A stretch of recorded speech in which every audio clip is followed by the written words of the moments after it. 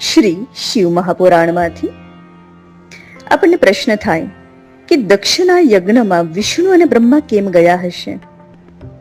તો પૂર્વે ક્ષુયો નામનો રાજા પોતાને સમર્થ માનતો હતો અને દધીચી પોતાને.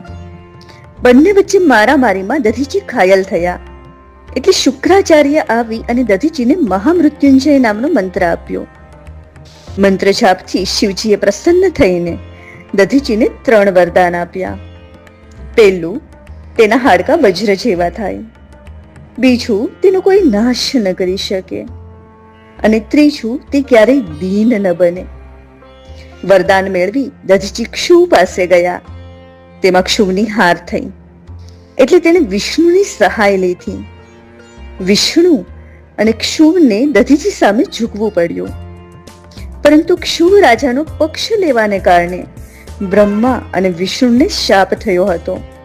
એટલે શંકર વિના તે દક્ષના યજ્ઞમાં ગયા.